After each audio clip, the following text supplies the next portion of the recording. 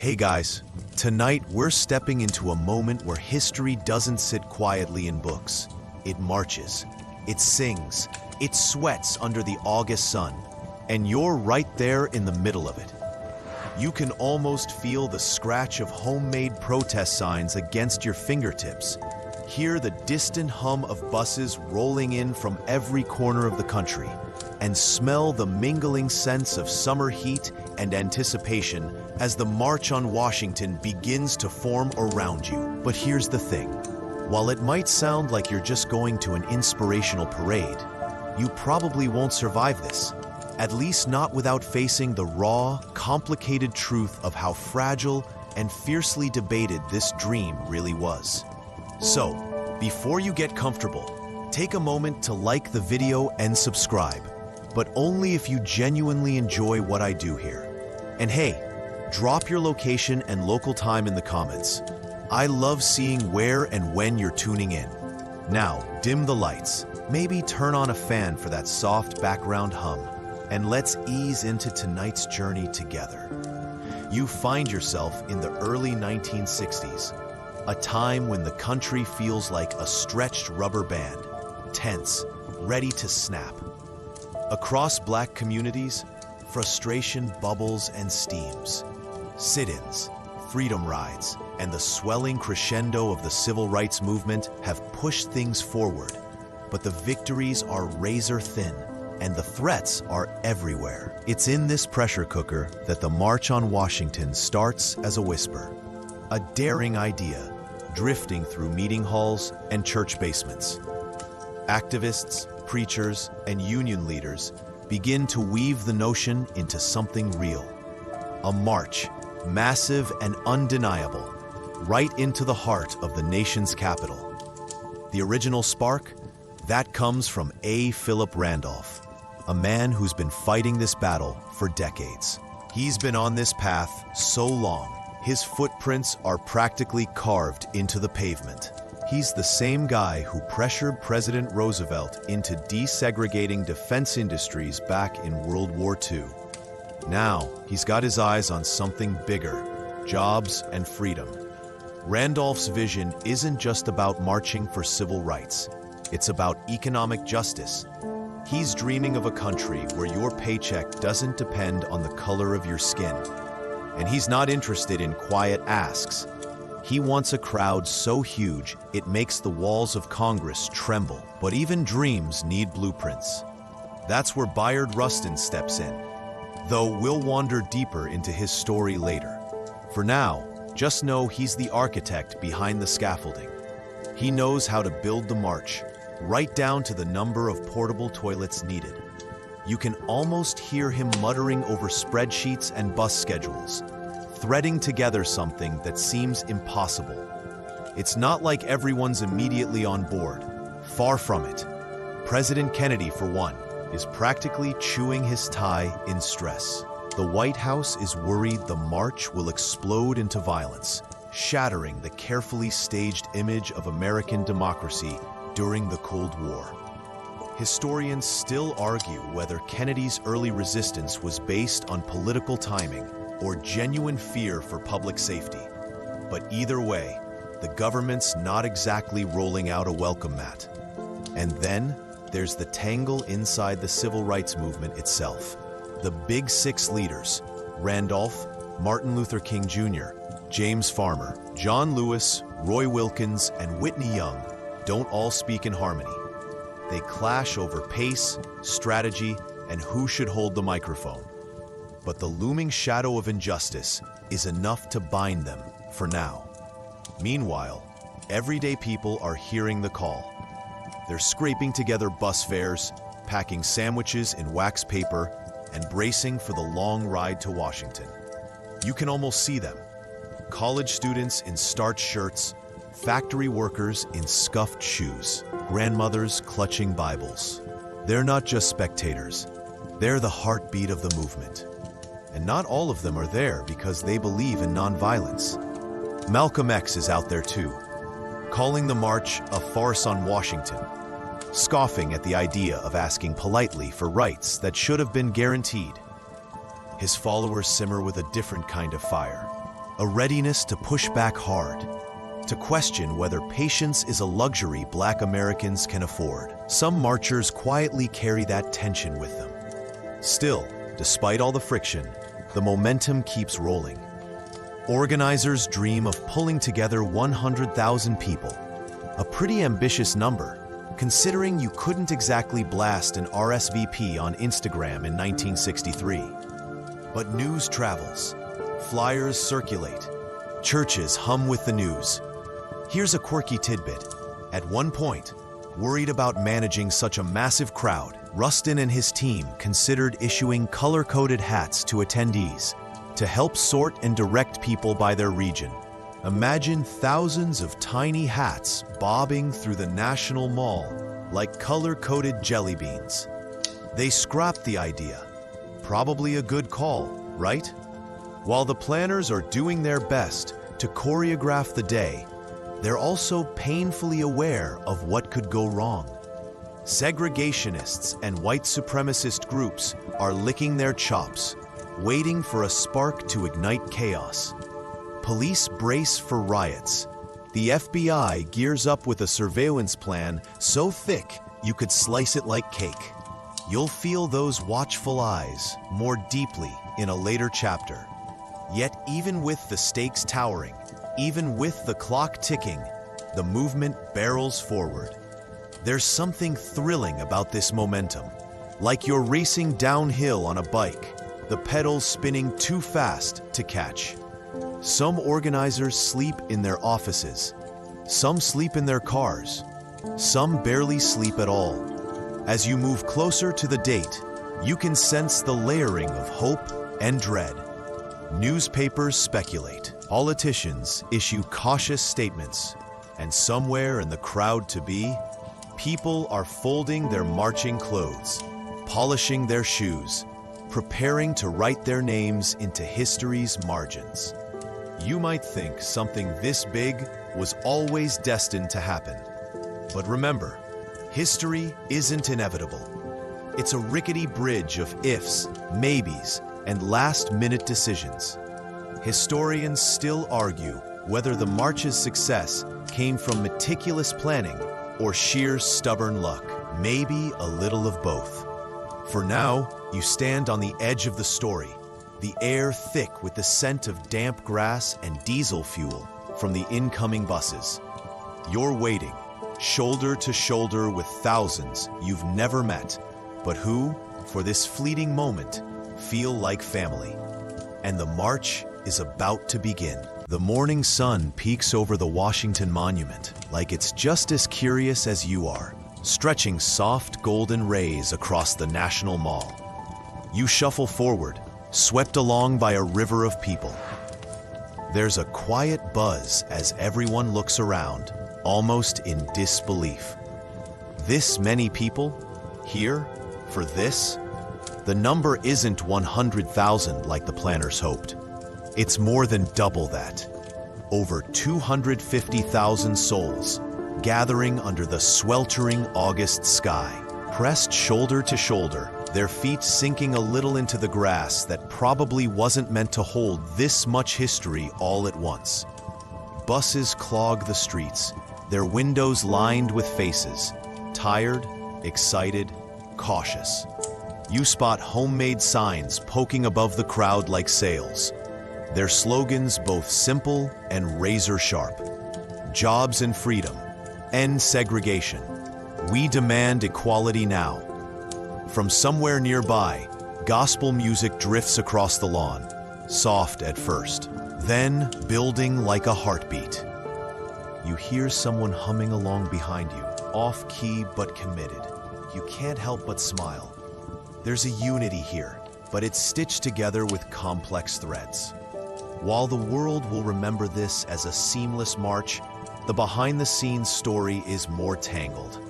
Bayard Rustin, the man gluing the whole event together, is in constant motion.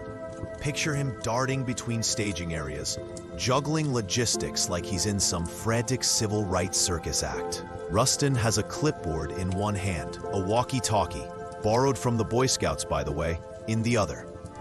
There's this moment that sticks. Rustin, standing under the stage scaffolding, realizing the sound system is dangerously underpowered for a crowd this size. If people can't hear the speakers, the entire event could unravel. So, at the very last minute, they scramble to reinforce the audio. Historians still argue whether it was quick thinking or sheer good fortune that the speakers boomed loud enough across the mall. And speaking of quirky details, the portable toilets, there weren't nearly enough. Organizers estimated for a smaller crowd, which means, yes, the National Mall quietly became a patchwork of very long bathroom lines. Not exactly the poetic footnote people remember, but there you are, waiting in the heat, wiping your brow, listening to the low hum of conversations about freedom, while also kinda wondering how long you can hold it. But you don't leave. No one does, because this is bigger than blisters and sunburn and lukewarm sandwiches. This is one of those moments where time seems to slow down, where even the air feels like it's holding its breath. You glance around and see faces, young, old, tired, hopeful. Some are beaming with excitement. Others carry the weight of a lifetime's worth of struggle in their eyes. Parents hoist kids onto their shoulders, giving them a perch to see over the ocean of heads. You can practically feel the tickle of handmade "I am a man" signs brushing against your back as people shift and settle. Then you catch sight of something that almost jolts you. White faces in the crowd, not just a few, but many. Clergy, union workers, students, they came too. You hear snippets of conversations, some nervous, some eager, as they wonder aloud how they'll be received. For some, this is their first time standing in protest alongside Black Americans. For others, they've been quietly supporting from the sidelines and finally crossed that invisible line into solidarity. Historians still argue whether the diversity of the crowd that day was a turning point in white public support for civil rights, or merely a fleeting blip before old prejudices hardened again. But for now, it feels real. Along the periphery, the FBI agents are lurking. Not that you'd notice unless you were looking for them. Dressed like tourists, they mill around with their little notebooks, jotting down license plates and tailing key organizers. J. Edgar Hoover is somewhere far away, pacing like a caged panther, convinced this march is a powder keg seconds from detonation. He's got teams bugging hotel rooms, tapping phones, building thick dossiers on everyone, from Dr. King to the guy who probably just delivered the sandwiches. One FBI note even records that the crowd sang "We Shall Overcome" so enthusiastically it caused minor street disruptions. Imagine being the agent who had to file that report. You feel the sun climbing higher, pressing against your shoulders, warming the back of your neck. Sweat beads along your temples, but you barely notice. The speeches begin, one after another, a mosaic of voices, each one stitching another thread into this massive, breathing quilt of resistance. Some speeches land softly, others roar. You hear Walter Reuther, the president of the United Auto Workers, speak with surprising fire. A union leader side by side with civil rights icons. Yeah, this was always about jobs and freedom, not just one or the other. Then John Lewis takes the stage. He's young, just 23, and SNCC, the Student Nonviolent Coordinating Committee, has been pushing hard for more aggressive tactics. They want action, not just pretty words. Originally, Lewis wrote a blistering speech, one that threatened to march through the South the way Sherman did. It was a bomb of a speech, ready to light up the stage. But here's the twist. Leaders pressured him to soften it, to keep the day unified, and let's be honest, to keep white allies from bailing halfway through. Lewis reworked his words. History might not have heard the sharper version. but you can feel the edge still humming underneath his delivery. Historians still argue whether tamping down his speech diluted SNCC's power, or whether it was a smart move that preserved the fragile unity of the day. You wonder what the mood might have been if Lewis had gone full Sherman. A bit later, Mahalia Jackson's voice rises above the crowd like the sky cracked open and the angels joined in. Her singing wraps around you, a thick, golden sound that makes your arms tingle. People sway, cry, hum along. Even if you don't know every word, you hum anyway, because sometimes just being there is the song. And then comes Dr. King. You've been waiting for this. Everyone has.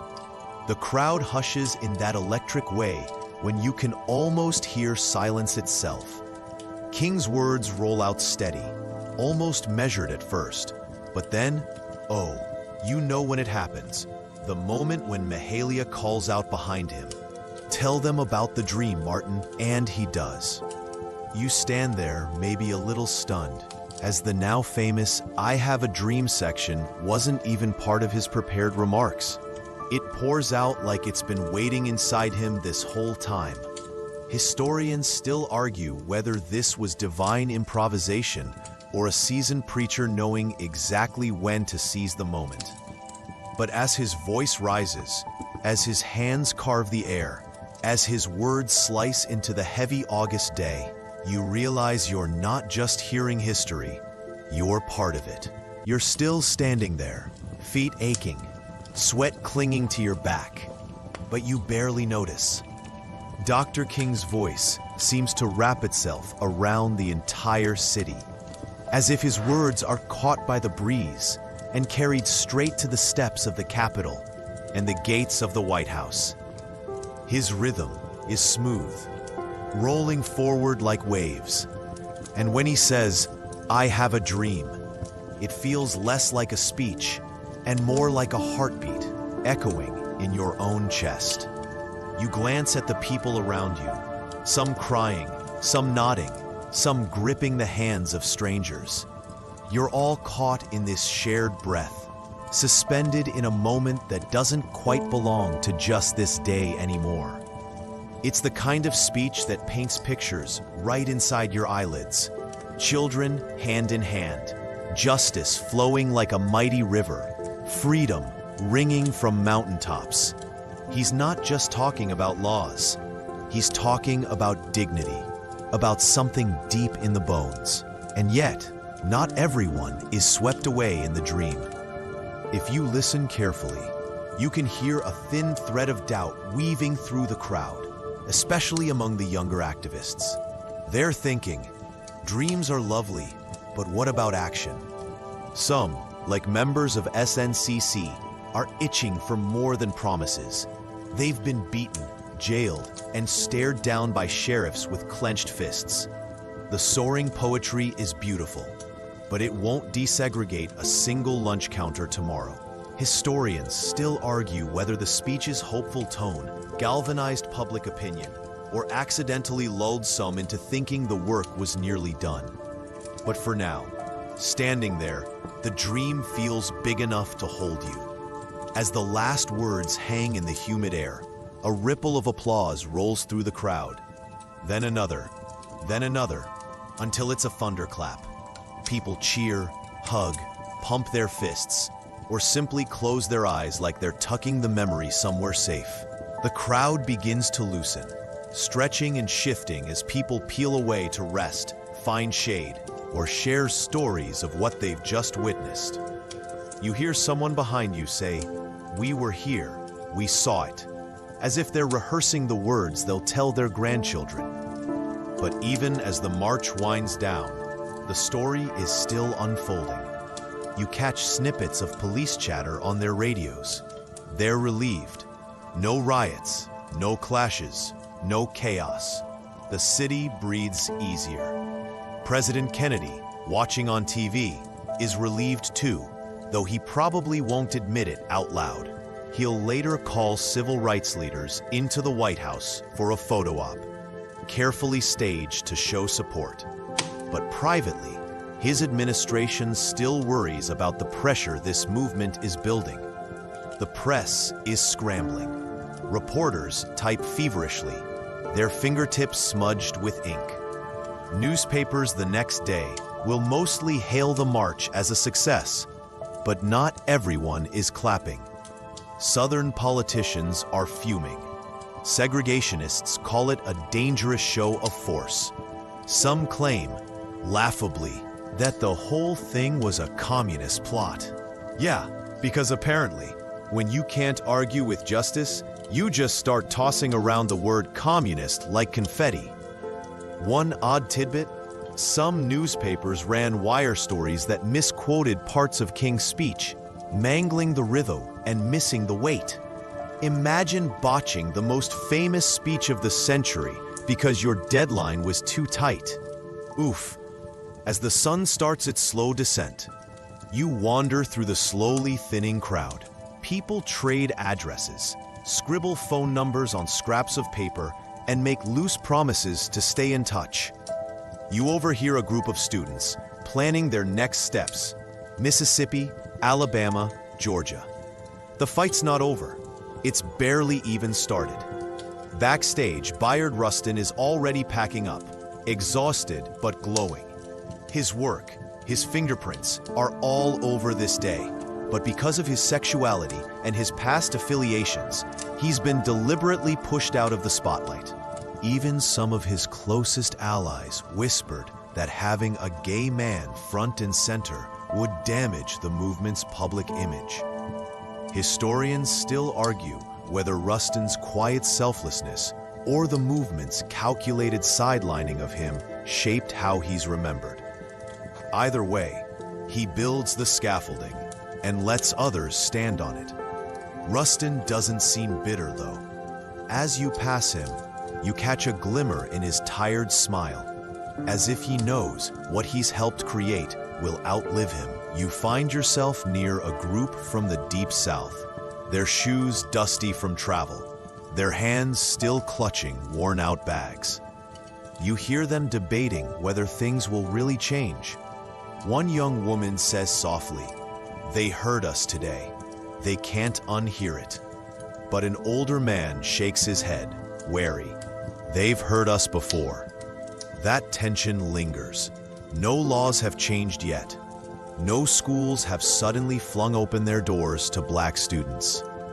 No racist businesses have melted into sweetness overnight. And yet, you can feel that something shifted, like a tectonic plate, slow but undeniable. Historians still argue whether the March on Washington directly led to the Civil Rights Act of 1964, or whether that bill was already inching toward reality. But most agree the march cracked the ceiling wide enough to let the pressure build. As you slowly make your way toward your bus, the streets are lined with people lingering, reluctant to let go of the day. You hear church groups singing freedom songs, the melodies still bouncing between the buildings. You pass a group sharing sandwiches. Okay, soggy sandwiches, but after this long, they taste just fine. Your legs are stiff, your throat a little dry from chanting and singing, but your heart feels full, like you've been stitched into something much bigger than yourself. And then, here's a quiet gem. The cleanup crews come through, many of them black workers from DC, sweeping discarded signs and paper cups. One man hums "We Shall Overcome" under his breath while he works. The movement's not over, but it's moved through this place, leaving behind more than just trash on the grass. You board your bus, the engine rattling to life as people slump into seats, leaning their heads against the windows. Some fall asleep almost instantly, their bodies finally giving in. Others talk quietly about what comes next. There's a kind of aching tenderness here, knowing you've just walked through history, but also knowing the road ahead is still long and full of hard miles. As the bus pulls away from the National Mall, the Washington Monument shrinks in your window, its pale stone gleaming in the dusk. You can still hear Dr. King's voice echoing softly in your ears, a lullaby and a battle cry all at once.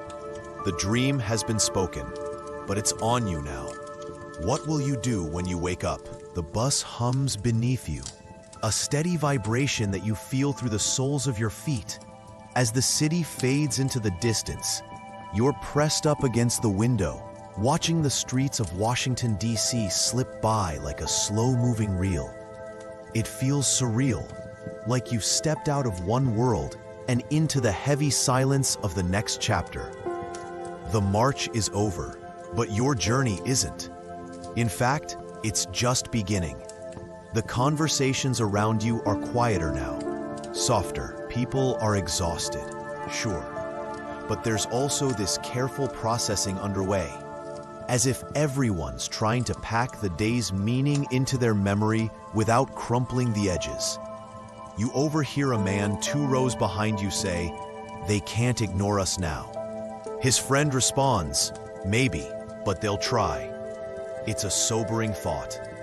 Even with the triumph of the day, the road ahead is thick with obstacles, and you're heading straight into them when the bus finally rolls back into your hometown. The bus hums beneath you, a steady vibration that you feel through the soles of your feet. As the city fades into the distance, you're pressed up against the window, watching the streets of Washington, D.C. slip by like a slow-moving reel. It feels surreal, like you've stepped out of one world and into the heavy silence of the next chapter. The march is over, but your journey isn't. In fact, it's just beginning. The conversations around you are quieter now, softer. People are exhausted, sure, but there's also this careful processing underway, as if everyone's trying to pack the day's meaning into their memory without crumpling the edges. You overhear a man 2 rows behind you say, "They can't ignore us now." His friend responds, "Maybe, but they'll try." It's a sobering thought. Even with the triumph of the day, the road ahead is thick with obstacles, and you're heading straight into them. When the bus finally rolls back into your hometown, you step off and feel it instantly. The sharp contrast between where you've been and where you are now. The signs are still there, whites only on bathroom doors, the lunch counters where you aren't welcome, the glares that remind you of the lines you're expected not to cross. The march may have shaken Washington, but your town hasn't even wobbled. Still, something's different. You're carrying this invisible badge now, the memory of standing among thousands, of hearing Dr. King's dream unfurl like a flag in the summer heat. It's stitched into your skin. You can't go back to being silent. But silence is exactly what many people here expect from you. Your neighbors watch you differently now. You catch it in their narrowed eyes, in the stiffness of their greetings. Even some Black families quietly worry that you'll stir things up too quickly, too loudly, too dangerously. And let's not sugarcoat it. The danger is real. Activists who marched in Washington often return to harassment, job loss, and sometimes worse.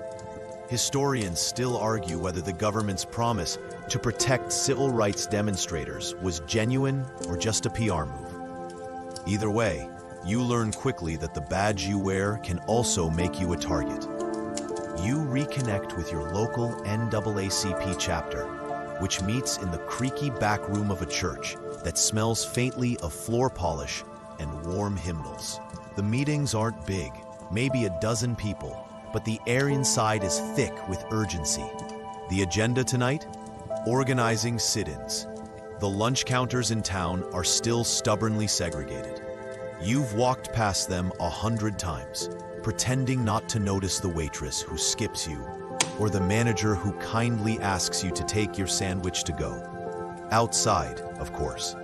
Now you're planning to walk in, sit down, and simply exist where you're not allowed to. It's deceptively simple. Just sit, just wait, just absorb the hate without folding. You train for it, literally. You sit across from each other in practice sessions while volunteers yell insults in your face, dump imaginary drinks over your head, shove you off chairs. You learn to keep your breathing slow, your body still, your voice quiet. One quirky detail: some people even practiced by letting friends blow cigarette smoke directly in their faces to simulate the abuse. Turns out, there's no rehearsal quite like sitting perfectly still while your eyes burn and your lungs scream. Historians still argue whether this intense preparation was essential or whether spontaneous resistance would have gained faster traction. But what's clear is that the training gave people like you a kind of steel spine, a calm that could withstand the storm. The first time you actually walk into that lunch counter, your heart's doing double time, a wild drumming you can't quite slow. The manager's jaw tightens, the waitress freezes, the other customers shift uneasily. You sit anyway. Time stretches painfully thin as the waitress pretends she doesn't see you. You ask for a coffee. She stares straight past you like you're invisible. Minutes pass, then an hour, then 2. People mutter, some jeer. You hear, "Go home." You hear worse. A cup of coffee never comes. But that's not the point. Your simple, stubborn sitting makes headlines. It forces the town to look, to react. Some support you quietly, some explode with rage. At home, you find an anonymous note shoved under your door. It's a scrawled warning, ugly words, a clear threat. You crumple it and toss it, but your pulse takes a while to settle. Even within the movement, not everyone agrees on the next steps. Some urge patience, working through the courts, filing lawsuits. Others put maybe both were engines driving the train from different tracks. You keep showing up. You keep sitting. Sometimes the police arrive. Sometimes you're arrested. Sometimes you walk away before things boil over. One police officer, you notice, always parks his car across the street, pretending to read a newspaper while watching your every move. You nickname him the Statue because he barely flinches, but you know he's there to intimidate you. One day, he makes a snide comment as you leave. Getting tired of that seat yet? You just smile. Not even close. One of the more unexpected parts of this journey, the allies you meet along the way. A few white students from the nearby college quietly join your sit-ins, sitting shoulder to shoulder with you. At first, they're hesitant, unsure if their presence helps or makes things worse. But over time, their quiet bravery grows. You hear about them being disowned by their families, banned from local shops. Labeled as traitors to their race, they sit anyway. And then there's the surprise when the lunch counter finally caves. One morning, you walk in, expecting the usual dance, the silent treatment, the glares. But the waitress pours you a coffee without flinching. No words, just a steaming cup placed right in front of you. It's not victory music and fireworks. It's not a tearful handshake. It's quiet, almost anticlimactic. But you sip the coffee anyway. It's lukewarm, not great, probably on purpose, but it's yours. Historians still argue whether these small local wins paved the way for national change or simply patched cracks in a broken system. But to you, this coffee tastes like a small revolution. You finish your cup, leave a dime tip, and step outside into the sunlight, where the streets look just a little less heavy than they did yesterday. The sun beats down on the cracked sidewalks as you walk, feeling lighter after that small but hard-won coffee. You wouldn't think something so simple, just sitting, just sipping, could carve its way into history. But it does. And now, as you fold yourself into the everyday rhythms of life, you can't help but notice that things are shifting. even if they're inching forward like a snail in a headwind. You're not the only one feeling this restless urgency.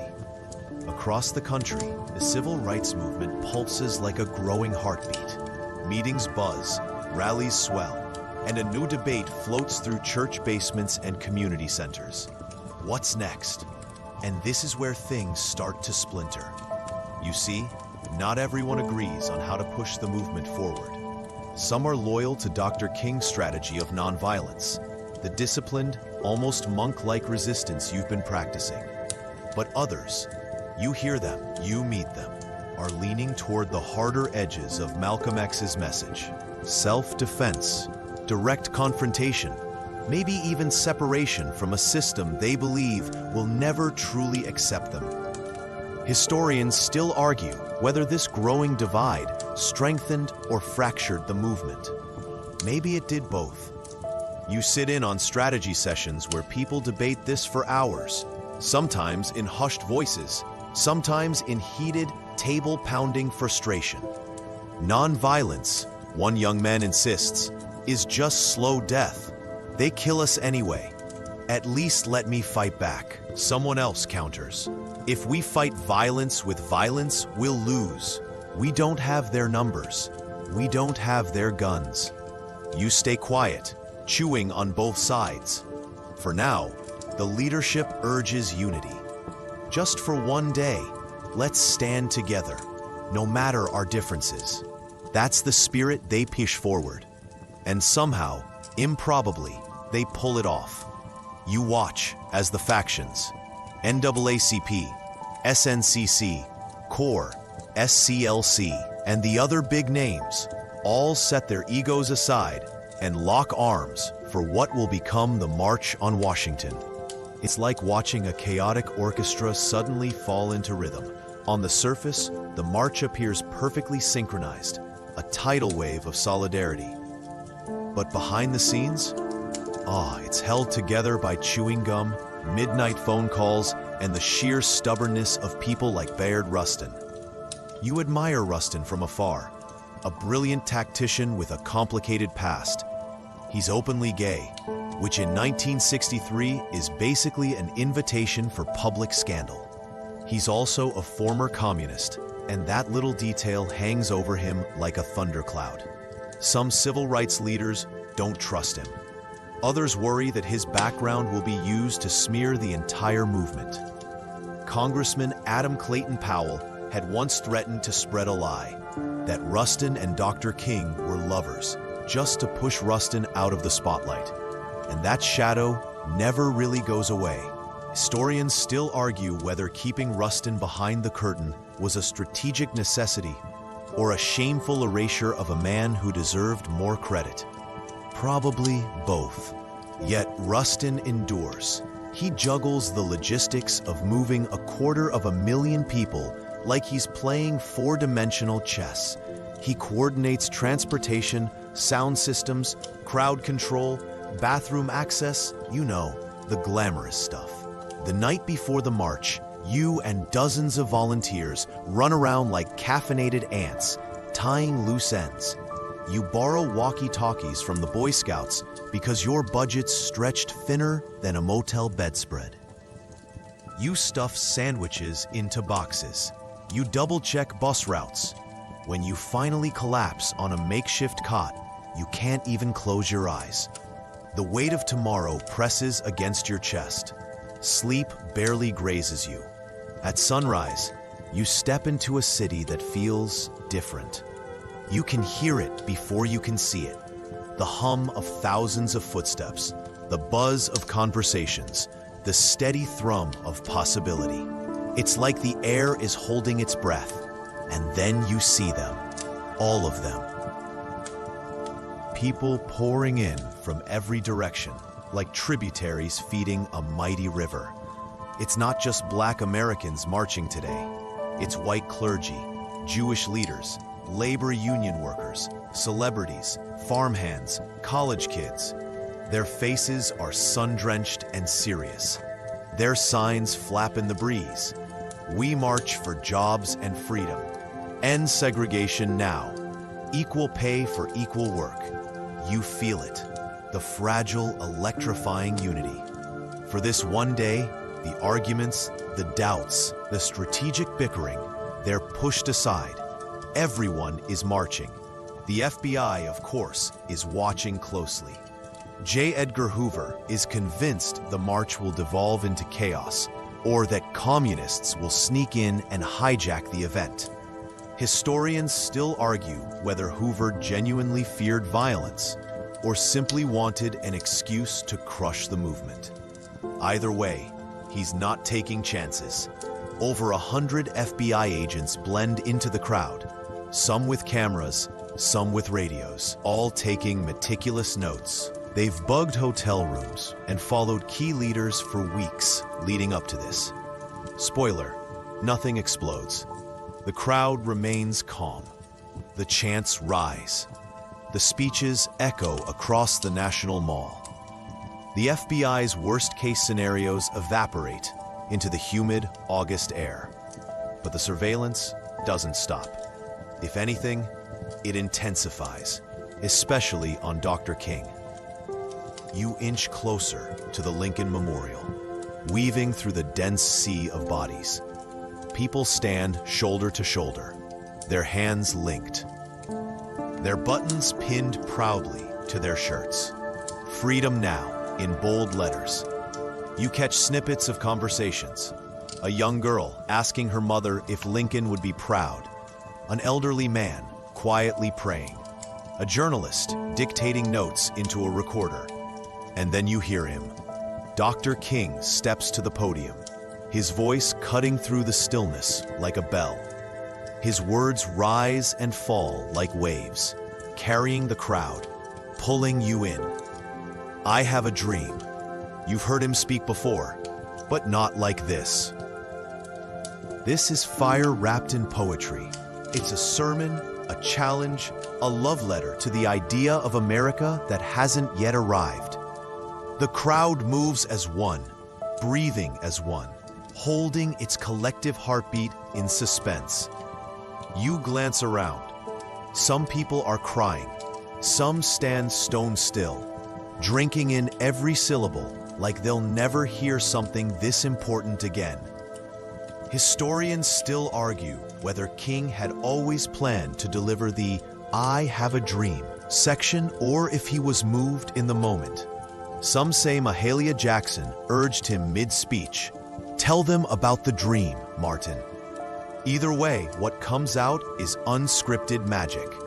You've never felt closer to hope than in this moment. And even as the speeches fade and the footsteps scatter, you know the question is coming. Maybe tonight, maybe tomorrow, maybe the next time you walk past that same lunch counter. What happens next? The sun sinks lower, and the cool of the evening brushes your skin as you finally turn away from the Lincoln Memorial.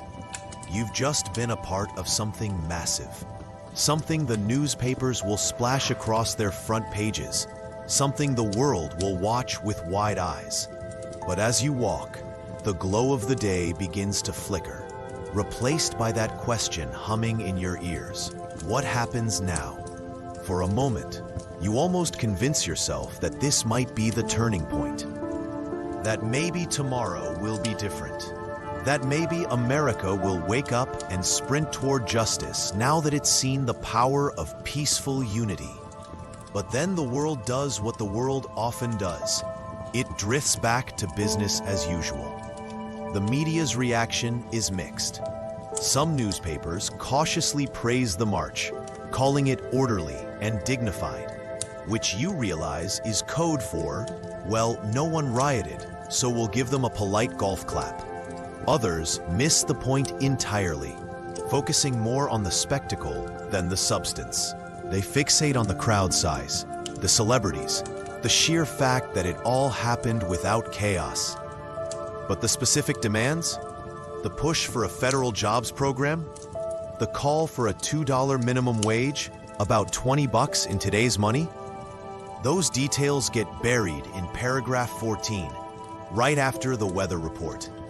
Historians still argue whether this selective media framing blunted the march's immediate impact, or whether it planted seeds that would bloom later. Probably both. You notice how people love quoting Dr. King's speech, especially the dream part. It's catchy, it's beautiful, and it fits nicely on a bumper sticker. But you can't help but wonder, are they listening to the rest? The part about broken promises, about fierce urgency, about how this was the time, not some far-off tomorrow? Even President Kennedy, who had initially braced for disaster, seems pleasantly surprised. You imagine him sitting in the White House, jacket off, tie loosened, watching the march unfold on TV, probably thinking, well, that went better than expected. He calls the event impressive and meets with civil rights leaders almost immediately afterward. But admiration doesn't mean action. Kennedy's proposed civil rights bill is still stuck in Congress, held hostage by Southern politicians who have made stalling an Olympic sport. The gears of change grind painfully slowly, and you realize the march hasn't magically unclogged them. Back in the local organizing circles, you sense a quiet frustration settling in. Some people expected the march to kick the door down. Instead, it's back to the grind, planning boycotts, negotiating with city councils, training new volunteers in nonviolent resistance. Historians still argue whether the activists at the time truly believed in immediate change, or whether they knew all along that this was just another mile in a marathon. And then just weeks later, a sharp slap of reality. On September 15, 1963, a Sunday morning, 4 young black girls, Addie Mae Collins, Cynthia Wesley, Carol Robertson, and Denise McNair, are killed in the bombing of the 16th Street Baptist Church in Birmingham. You hear the news and you freeze. That church had been a meeting place, a sanctuary, a symbol of hope. And now it's rubble. Little shoes scattered in the debris. Mothers screaming in the street. Whatever warm afterglow the march left in your chest gets yanked out in an instant. You sit with the grief, but you also sit with the bitter understanding. The dream was spoken, but the nightmare wasn't over. People flood the streets in protest, their grief sharpening into outrage.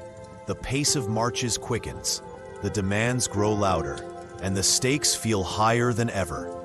And yet, something has shifted. Even though violence and setbacks still come like clockwork, you sense a growing refusal to be silenced. The March on Washington has shown people what's possible when masses unite. It's like the movement now has a new weapon: visibility. Historians still argue whether the momentum from the march directly pushed Congress to act faster, or whether it was the accumulation of tragedies like the Birmingham bombing that finally wore down resistance. It's a messy timeline, and history rarely offers clean answers. But you know this much: the march mattered. It demonstrated that you could bring hundreds of thousands of people together, people from wildly different backgrounds, and create a disciplined, powerful force that couldn't be ignored. It set a new standard for what protest could look like. It stitched together alliances that had never fully existed before.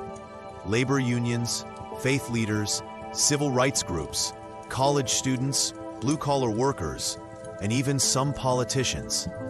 They didn't always agree on the details, but they could agree on this: America needed to change.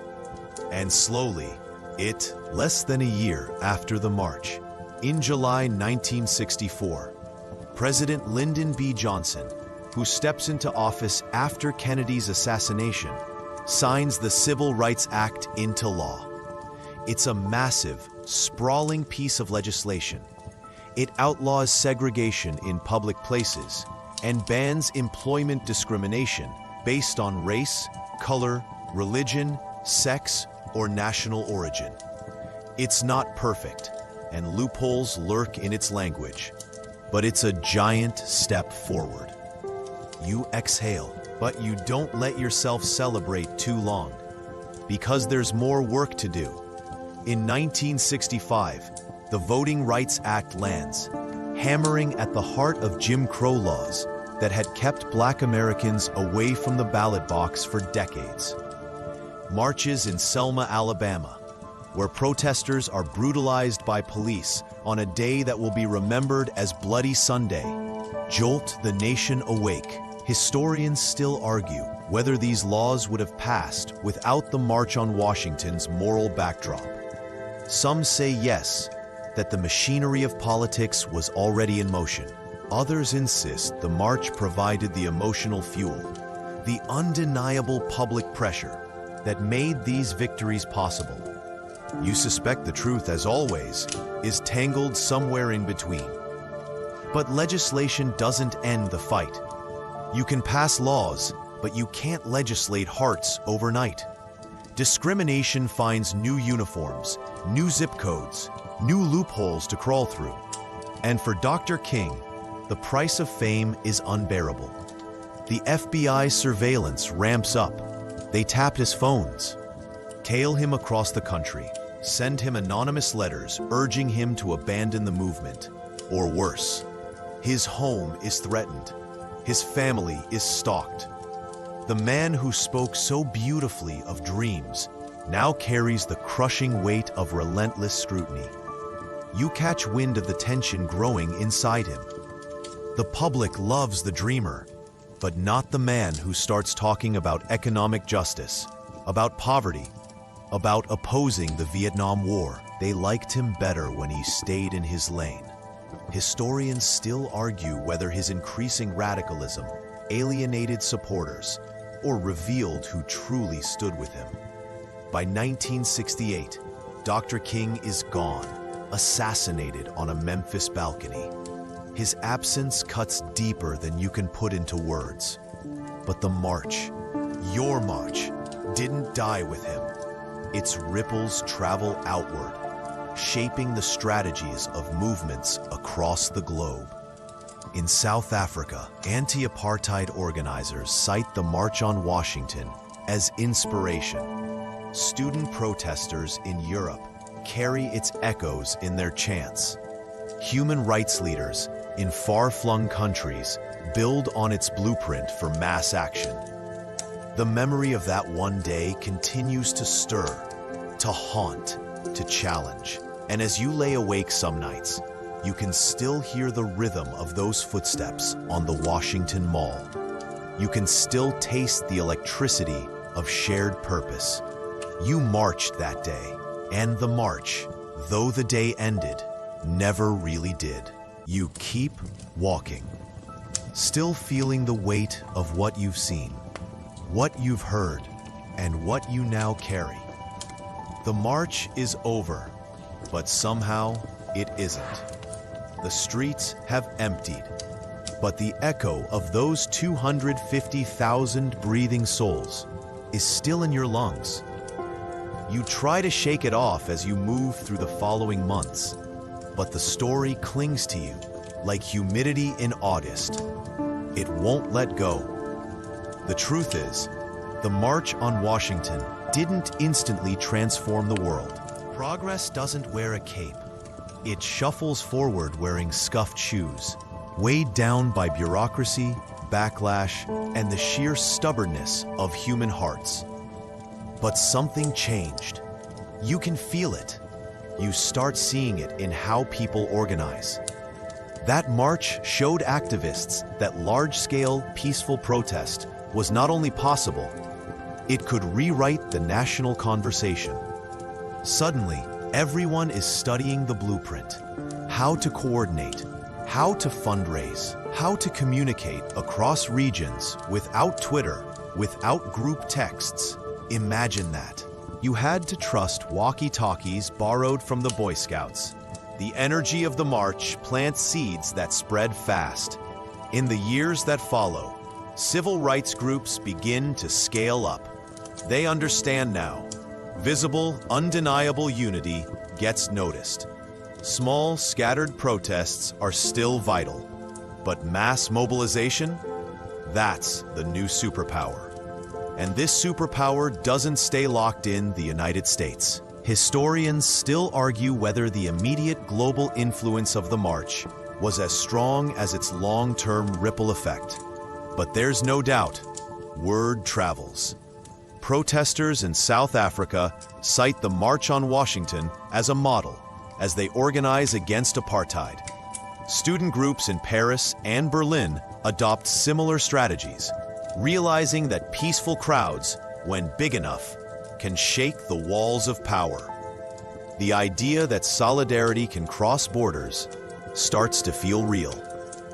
Meanwhile, the U.S. civil rights movement grows bolder. It's not just about buses and lunch counters anymore.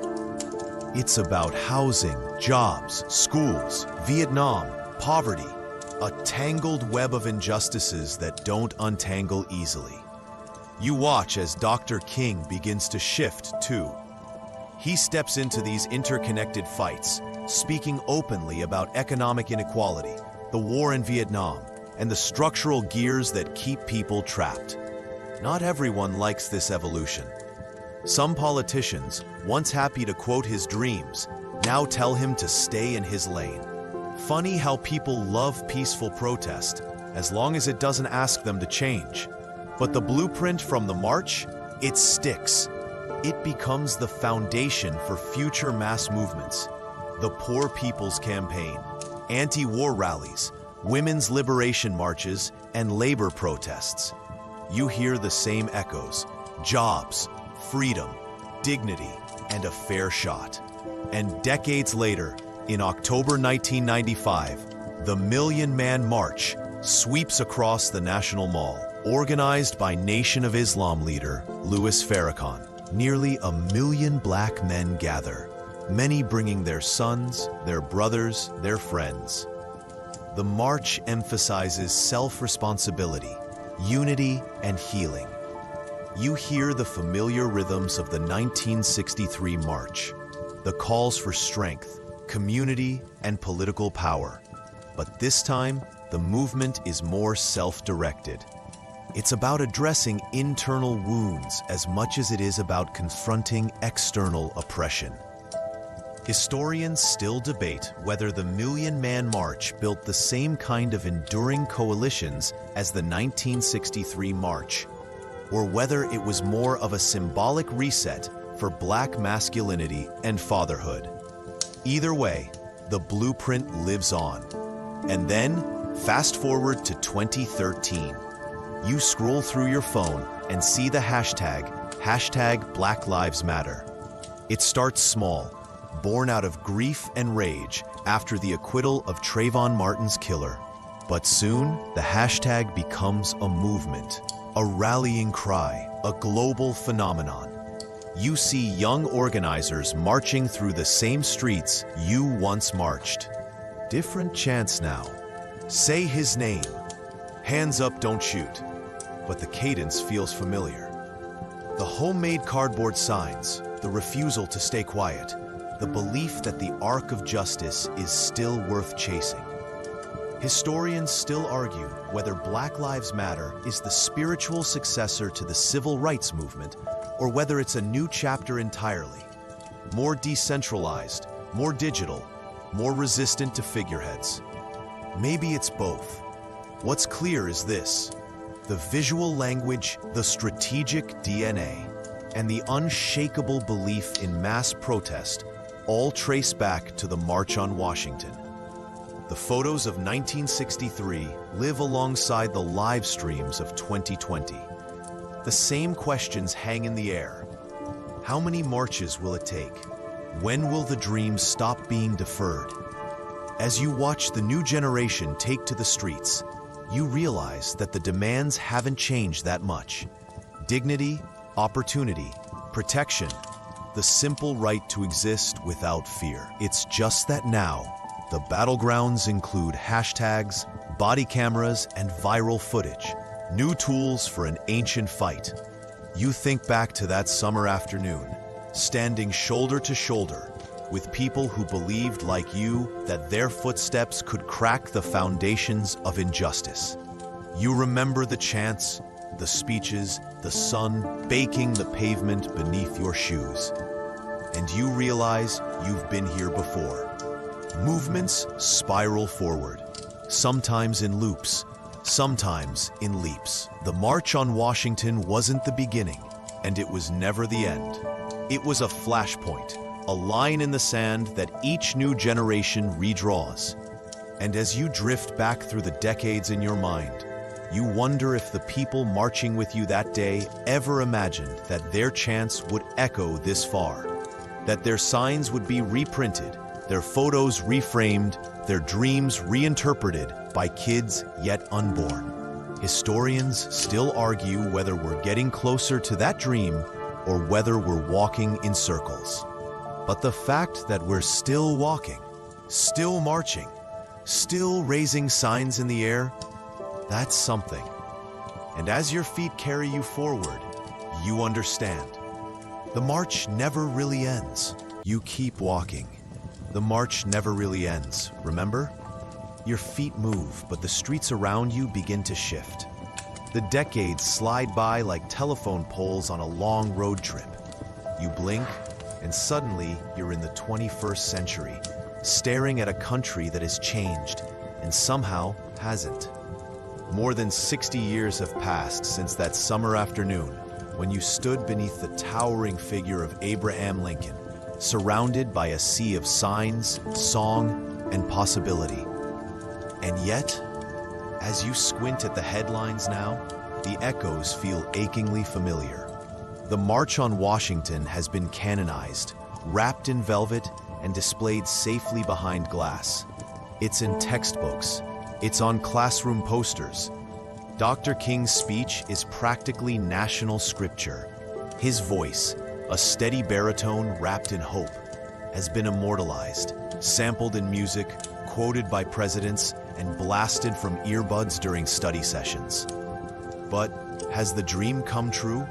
You walk through a city where black lawmakers write policy, where interracial couples stroll hand in hand, where a black president has already served 2 terms. These are monumental shifts, gains carved from protest, persistence, and no small amount of sacrifice. Voting rights were won, though they now seem to be under fresh assault with voter ID laws, gerrymandering, and polling place closures sneakily chipping away at what was once declared sacred. Interracial marriage, once illegal in more than half the country, is now protected by federal law. You've seen mayors, senators, Supreme Court justices who look like the people once shut out entirely. These are not crumbs. They are real, hard-fought victories. Historians still debate whether the pace of this progress should be seen as hardening or maddeningly slow, but nobody disputes that the legal architecture of segregation has been dismantled. And yet, as you glance around, you see the scaffolding of new injustices. Or maybe they were always there, cleverly disguised, waiting to resurface. The economic demands of the original march, the ones often overshadowed by Dr. King's dream, still echo unresolved. Remember those? A living wage, access to meaningful jobs, decent housing. Those signs didn't just say, "I have a dream." They said jobs and freedom. They wanted a $2 minimum wage, which, if you adjust for inflation, is about $20 today. You check your phone. The federal minimum wage? Stuck at $7.25 an hour for over a decade. That's enough to buy you a fancy cup of coffee, but not enough to buy you a roof.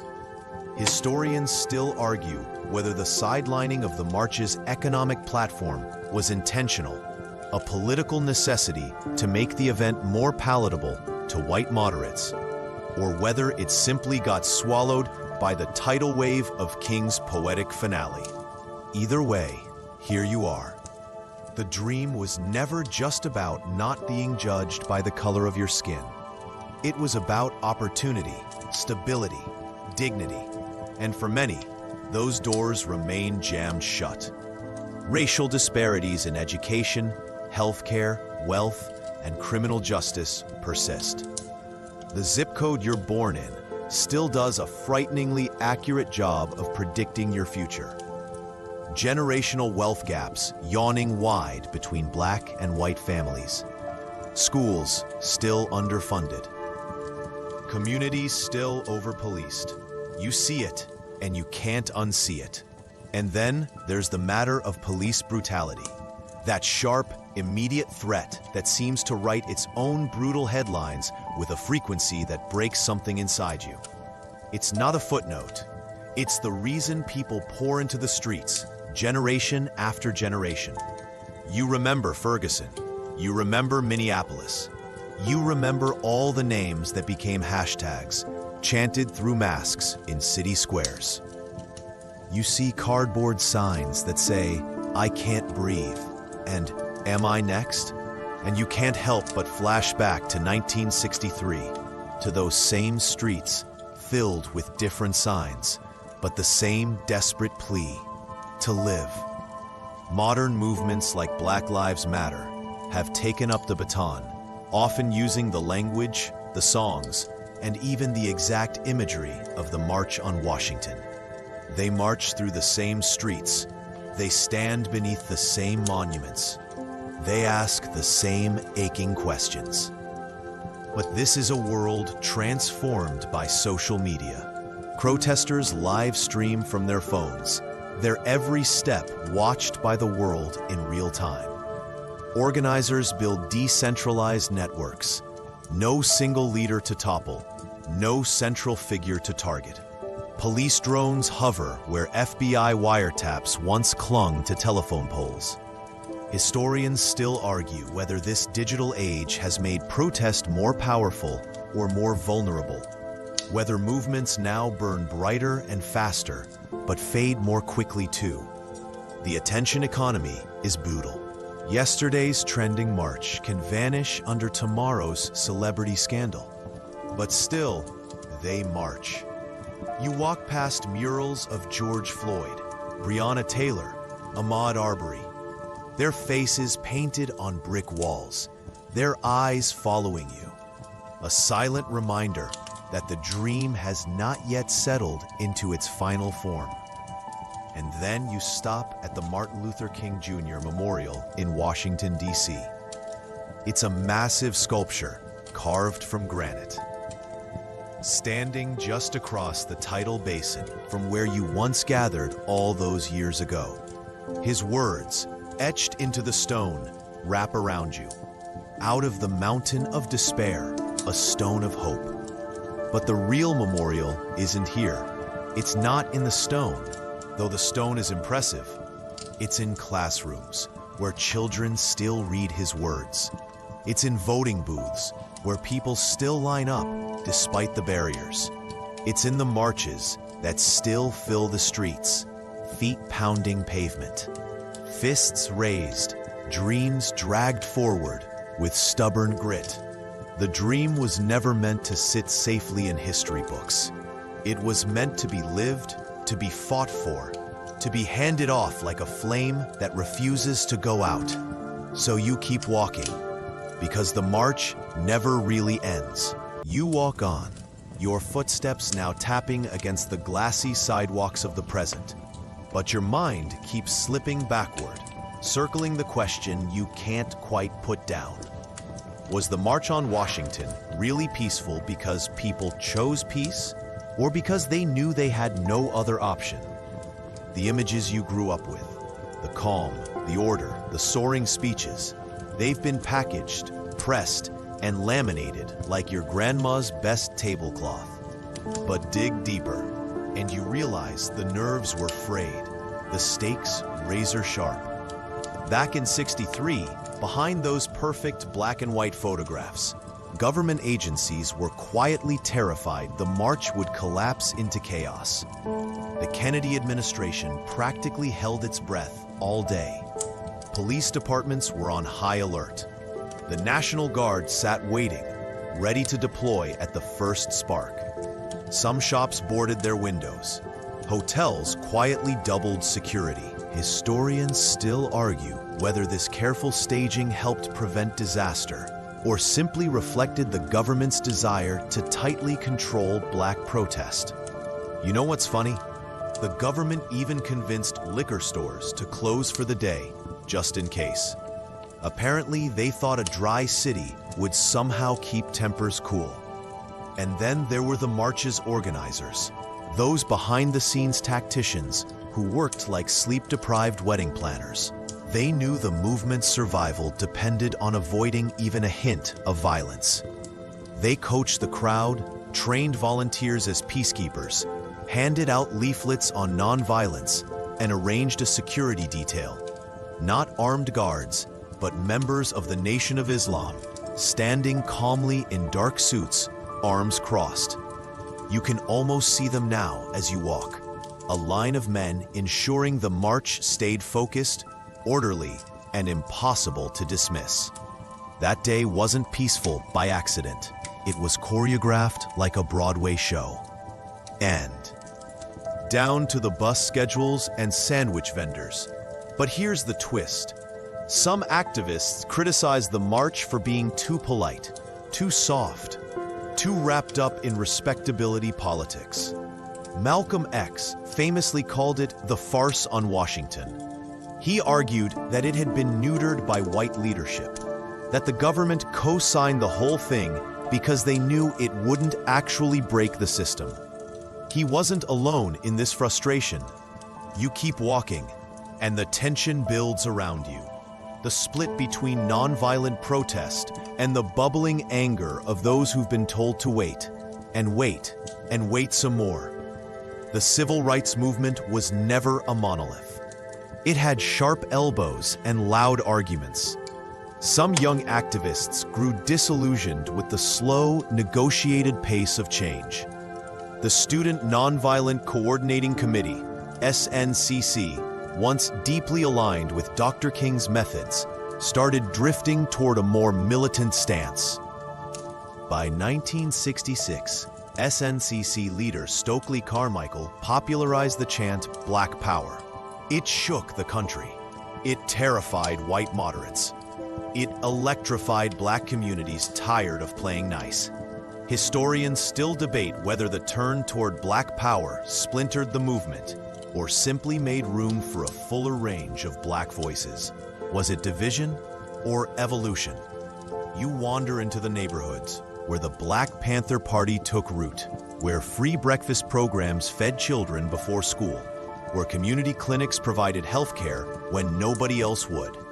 The Panthers, often reduced to images of leather jackets and raised fists, actually pioneered the very idea of community mutual aid. They handed out groceries. They taught political education classes. They built a vision of self-sufficiency and defense in the face of state neglect.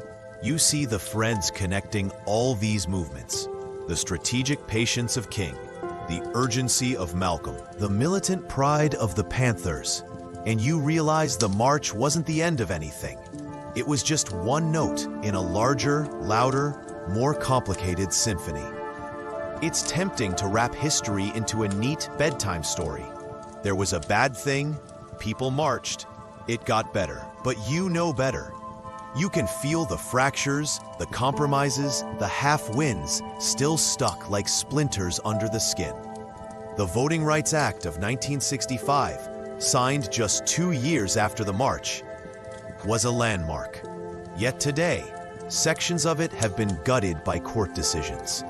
Voter suppression tactics have simply evolved. Less fire hoses, more paperwork. And what about the Equal Employment Opportunity Commission, one of the march's original demands? It was created, it exists, but the wage gap? Still yawning. You can clock in every day, climb the ladder, and still be paid less for the same work. You walk past modern protests now, climate marches, LGBTQ+ rights demonstrations, women's rights rallies.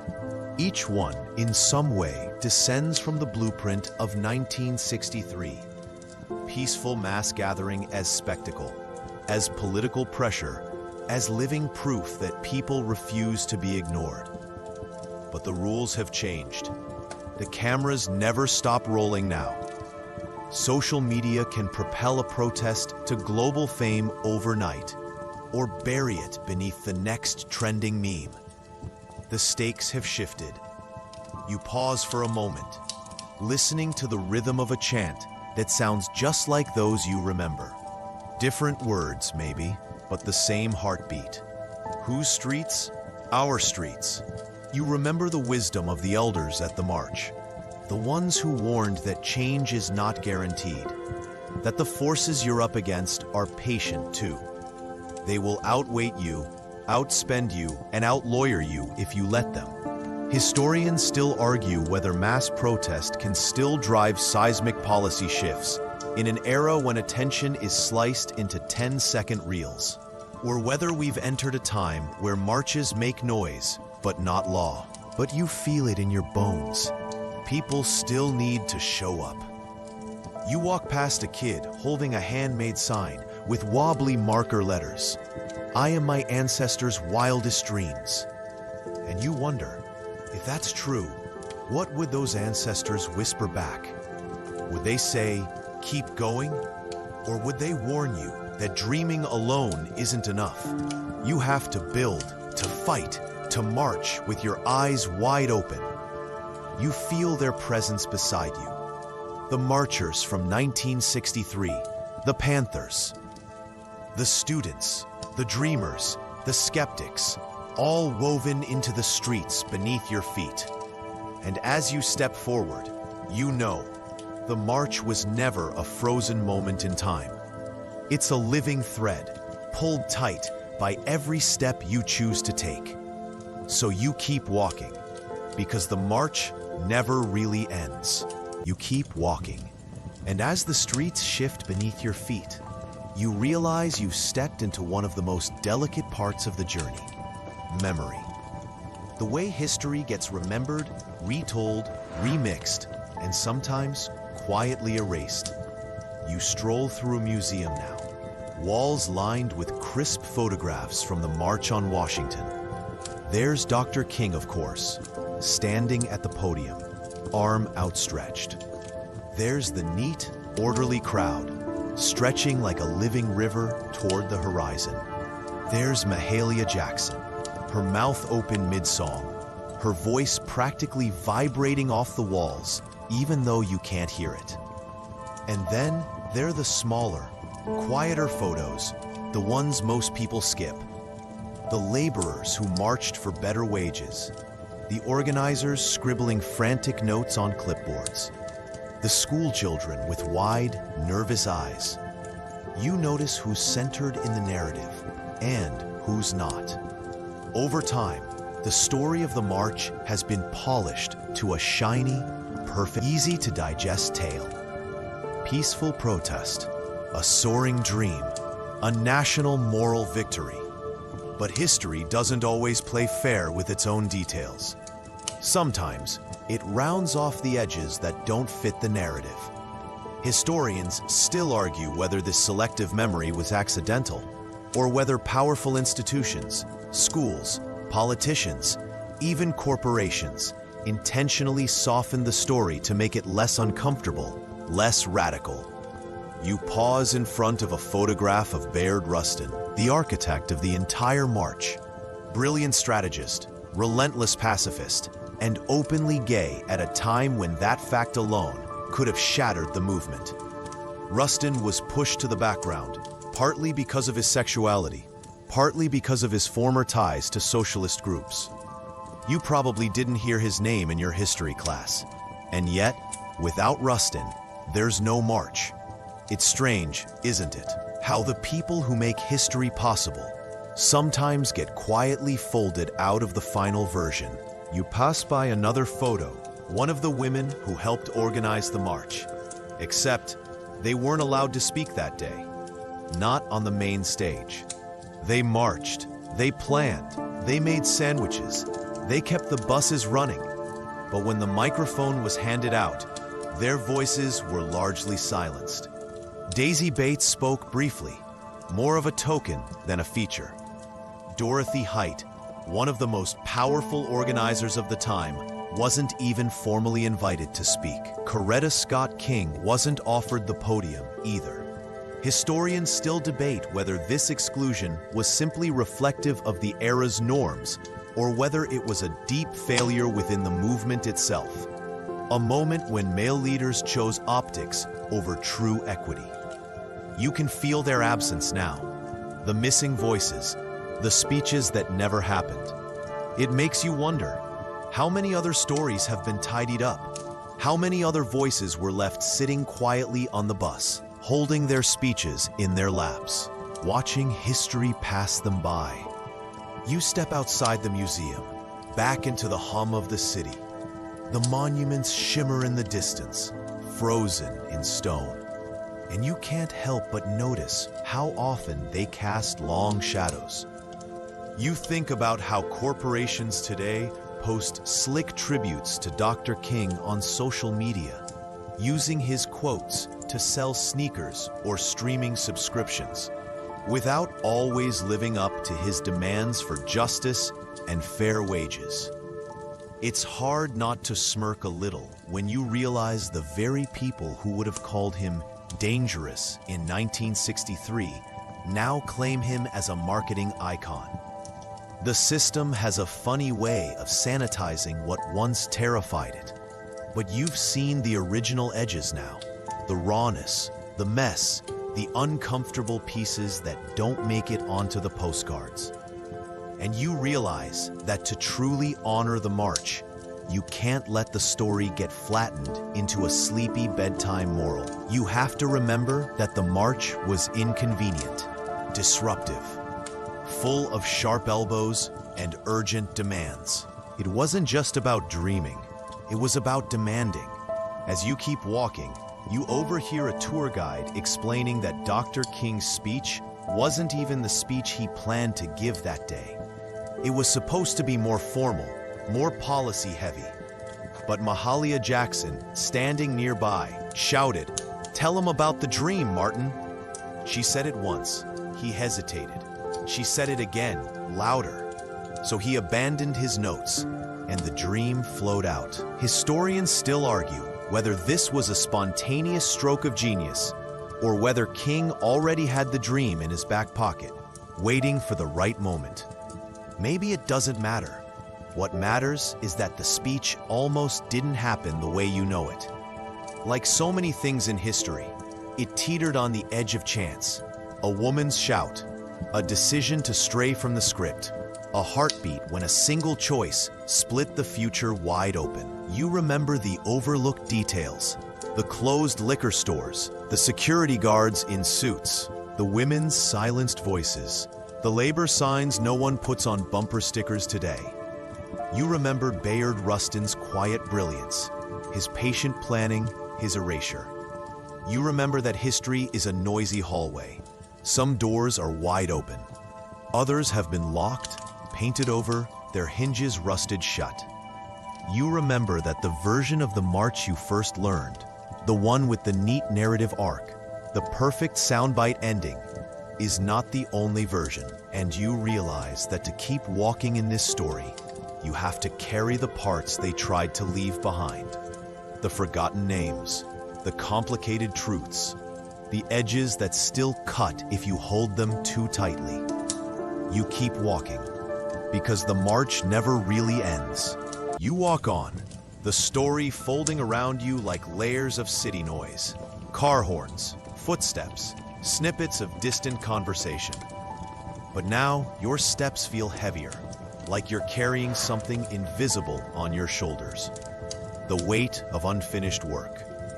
You followed the march's echoes into the present, and now you find yourself weaving through the modern streets where new generations have taken up the banners, the chants, the impossible hope. You pass by hand-painted signs. Black Lives Matter. No justice, no peace. Say their names. The cadence is familiar. The rhythm of protest hasn't changed. It thrums beneath your feet like a heartbeat that refuses to go quiet. It hits you. These marches aren't throwbacks. They're sequels. And sometimes they're met with the same suspicion, the same resistance, The same carefully sanitized media coverage that softens the sharp edges, focusing on sound bites instead of substance. You catch flashes of recent uprisings, streets flooded with people after the deaths of George Floyd, Breonna Taylor, Ahmaud Arbery. Cities across the world, London, Tokyo, Cape Town, echoing the same cries for justice that rang out in Washington decades before. Historians still argue whether this current wave of protests is a continuation of the civil rights movement or something entirely new, a reawakening or a reinvention. Some say it's a long, unbroken line. Others see it as a fresh chapter, shaped by the internet's speed and the raw power of viral images. You scroll on your phone as you walk, flipping through footage of peaceful marches turning chaotic, sometimes because of aggressive policing, sometimes because frustration simply boils over. The same debates swirl. Is nonviolence still the right tactic? Is the system still listening? The question that clung to the March on Washington still lingers. What actually changes? You stroll past a mural of John Lewis, one of the original Freedom Riders and a speaker at the March on Washington. Back when he was just 23 years old, the youngest person to take the stage. His face on the mural is older now, lines of time carved around his eyes, but the caption remains timeless: good trouble. You smile because you know that phrase. You've heard it echo through modern protests. Get in good trouble, necessary trouble. Like he passed the baton, and now it's resting in the hands of anyone brave enough to carry it. But here's something you probably didn't know. John Lewis's original speech at the march was so fiery, so uncompromising, that the organizers made him tone it down just hours before he spoke. He had planned to blast the Kennedy administration, to call out inaction. But in the spirit of unity, they softened his words. Historians still debate whether that edit was a smart strategic move or a lost opportunity to speak the raw, painful truth.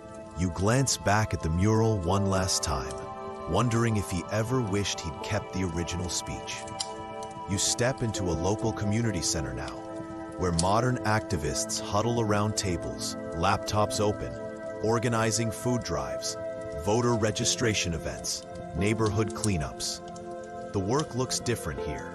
Less marching, more spreadsheets, but the mission hasn't changed.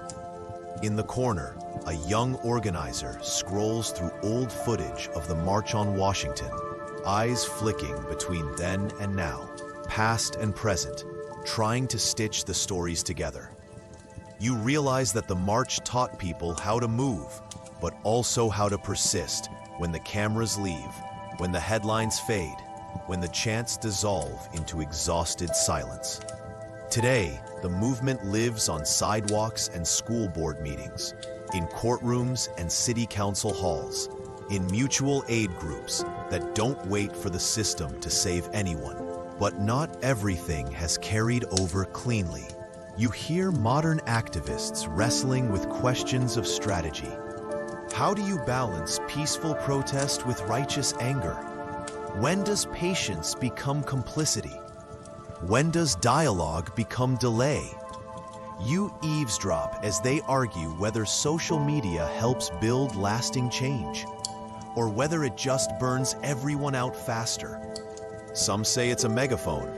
Others say it's a treadmill that keeps you running in circles. Historians still argue whether digital movements can replace physical marches, or whether something vital is lost when people aren't sweating side by side in the streets.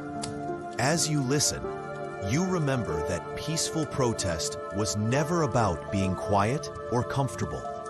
It was about refusing to let injustice pass unnoticed, refusing to make it easy for people to look away. You stroll past streets painted with the words, "Black Lives Matter," in letters so huge they can only be read from the sky. A symbol, a headline, a statement the size of a city block. But you also remember The Ka. Symbols don't dismantle systems. Paint fades, policies linger. So you keep walking. You pause near a courthouse where a group of young people sit on the steps, holding clipboards and voter registration forms. They're not chanting, they're not marching, they're just working, quietly, steadily. You sit with them for a while, feeling the weight of what it means to choose this kind of good trouble. The kind that isn't flashy. The kind that builds slowly, day by day. And somewhere, in the back of your mind, you hear the whisper of that original dream, the one that almost didn't make it into the speech. A dream unfinished, a dream still waiting. You realize that the story of the march doesn't belong in a museum or trapped inside a single day in August. It pulses through these streets. It breathes in these quiet acts of resistance. It's not a closed book. It's still being written. So you get up and you keep walking, because the march never really ends. You keep walking, following the rhythm of footsteps, the soft shuffle of protest banners now rolled up, stored, but never forgotten. The city shifts around you, neon signs flickering, traffic lights clicking through their endless cycle. It feels like you've slipped into a quiet back street of history where the noise fades, but the stories hum beneath the surface. You pass a mural of Martin Luther King Jr., this time not the towering orator on the steps, but a more reflective version. Eyes soft, almost weary. He's not mid-speech here, he's mid-thought, as though carrying the weight of not just a movement, but of all the expectations he never asked to shoulder. And here's something few people talk about. After the March on Washington, after the resounding applause and the flood of media attention, King's journey became lonelier, more dangerous, more complicated. You follow his path as it veers toward economic justice, toward criticizing the Vietnam War, toward calling out the deeper, less photogenic systems of inequality. These next steps made people uncomfortable, even some who once marched alongside him. Historians still argue whether King's sharp turn toward economic issues cost him crucial support. Some say America was ready to hear about voting rights, but not about wealth redistribution. Others say it was a natural evolution, the next logical step toward justice. You step into a cramped church basement, the kind of space where strategy meetings and quiet arguments simmered. Here, King began planning the Poor People's Campaign, a movement that wasn't just about Black Americans, but about all people locked out of opportunity. He wanted to gather poor white communities, Native Americans, Latino farm workers, all standing together to demand economic change. But this idea? Oh, it rattled people. He wasn't just challenging racism now. He was coming for poverty, for militarism, for the very bones of American capitalism. Suddenly, King was no longer the safe leader. He was someone to watch, someone to fear. The FBI certainly did. They ramped up their surveillance, flooded his phone lines with fake calls, mailed him threatening letters, even suggesting he take his own life. You probably won't survive this if you stop to consider just how invasive, how suffocating that constant surveillance must have felt. Yet King pressed on. You drift past archival photos, grainy and sun-washed, showing the makeshift shantytown known as Resurrection City that sprang up on the National Mall in 1968 as part of the Poor People's Campaign. Tents and plywood huts sprawled across the lawn, muddy and imperfect, a far cry from the pristine, televised images of the 1963 march. Historians still debate whether Resurrection City succeeded in pushing economic issues into the national spotlight, or whether it fizzled too quickly, drowned out by weather, logistics, and political fatigue. But you realize that even in its struggles, it proved something essential. The movement wasn't a one-day spectacle. It was messy.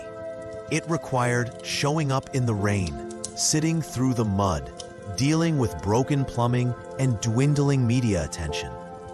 You walk past a group of students re-watching King's final speech, the one he gave in Memphis, supporting sanitation workers on strike.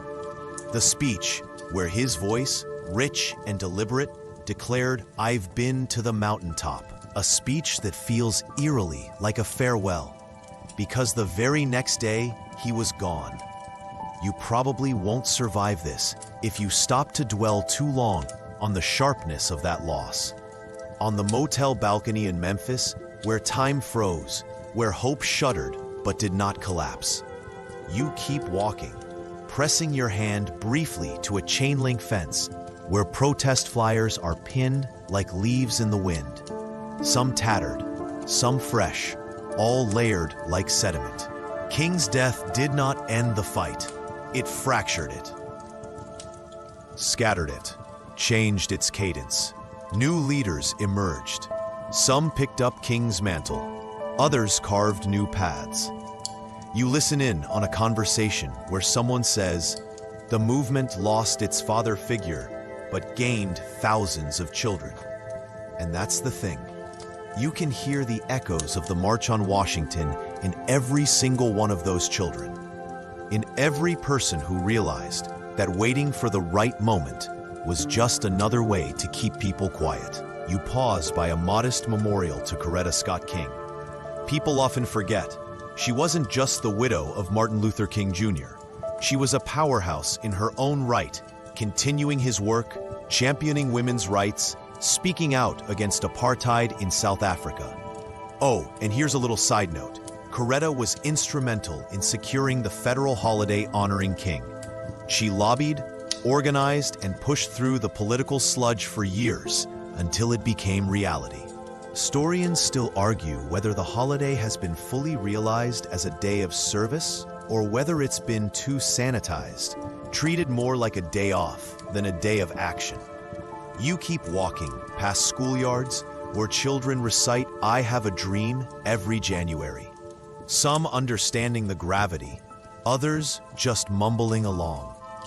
You pass living rooms where families gather around grainy documentaries, hearing King's voice crackle through old speakers. You wonder how much of the story gets told and how much gets tucked away because it's uncomfortable, because it doesn't fit the clean narrative. You drift into a bookstore, thumbing through dusty volumes about the movement. Some focus on the March on Washington's grandeur. Others peel back the layers, exposing the contradictions, the exclusions, the backroom deals, and you realize you need both. The poetry and the politics, the dream and the logistics, the march and the mud. You step back out onto the street, realizing that King's later work, the parts people quote less often, was where the dream stretched into something rawer, more urgent, less universally applauded. It was in his critiques of war, of unchecked greed, of superficial unity that he risked alienating even his allies. And maybe that's the most profound thing you can take with you. The dream isn't just about harmony, it's about hard choices, uncomfortable truths, and the grit to pursue justice even when it's unpopular. So you keep walking, because the story keeps unfolding, because the march was never meant to be a perfect circle. It's a winding road, and you're still on it. Your feet carry you forward, past the footprints of those who marched before you, past murals and monuments, past places that still remember, but now wear the years like ivy creeping up their walls. The voices of the march linger around you, not frozen, but evolving, reshaping, like a melody that finds new verses in each generation. You duck into a small museum exhibit. Nothing grand, no towering columns here, just dim lights and glass cases housing relics from the March on Washington. You spot weathered buttons reading "Jobs and Freedom," worn sneakers that probably covered more miles than their owners expected, and handmade signs inked with slogans both urgent and kind of charmingly crooked. It's here that you notice something almost no one talks about. The March on Washington was not as unified as it looked on camera. Beneath the surface, disagreements simmered. Some organizers wanted more militant speeches. Others pushed for a carefully moderated tone. Some wanted to call out systemic violence with unflinching rage. Others feared losing public sympathy if the tone felt too aggressive. Historians still argue whether the march was too tightly controlled, too sanitized to fully capture the depth of Black pain and anger. Some say the calculated, peaceful image was necessary to move the needle. Others believe it muted the voices that most needed to be heard. You realize that the photos of peaceful crowds and the soaring speeches only tell part of the story. There were clashing strategies, competing visions, and quiet compromises behind the scenes. You move past the wall of forgotten faces, organizers who worked tirelessly but didn't get memorialized in bronze or stone. People like Bayard Rustin. You stop in front of his photo. Thick glasses, sharp cheekbones, a quiet defiance in his eyes. Rustin was the master architect of the march, the one who drew the logistics map, coordinated the buses, and crafted the flow of that monumentum. And yet, his name was largely erased from the spotlight for decades. Why? Well, Rustin was openly gay in an era that wasn't ready to embrace that truth. His sexuality was considered a political liability, and some civil rights leaders worried that his involvement would be used to discredit the movement. You probably won't survive this if you sit too long with how much his contributions were sidelined because of who he loved. Historians still debate whether the erasure of Bayard Rustin was a tactical necessity or a deep injustice that compromised the movement's own ideals. The air around you feels heavier now because you can sense how much was edited out to present a unified front. But the cracks, the disagreements, they're real. They don't make the movement weaker. They make it human. You keep walking, slipping past whispered conversations about the role of women in the march. Sure, women were there, thousands of them. They marched, they organized, they kept the gears turning, but none of them were invited to speak as keynote figures. Think about that. Coretta Scott King didn't speak. Daisy Bates was allowed to say a few lines, but only as a brief acknowledgement. The platform was overwhelmingly male. Historians still argue whether this exclusion was a reflection of the times or a massive missed opportunity to elevate voices that were doing just as much of the heavy lifting. You overhear someone say they fought for freedom, but some doors stayed closed, even in the movement. You glance down at a display card detailing how feminist leaders like Pauli Murray challenged this very thing, pushing against the idea that gender equality was somehow a side issue. You keep moving, understanding now that history is rarely as polished as the documentaries make it seem. It's messy. People fight. People disappoint each other. And yet, they still march. Your path leads you into a quiet corner where a television loops old interviews with A. Philip Randolph, one of the elder statesmen of the civil rights movement. Randolph had dreamed of a mass march for decades, even threatening a similar action during World War II to pressure the government into desegregating defense industries. His voice is calm, deliberate, almost tired in the footage. And here's the thing. You probably didn't know that Randolph was deeply influenced by socialist ideals. He didn't just want racial equality. He wanted to upend exploitative labor systems.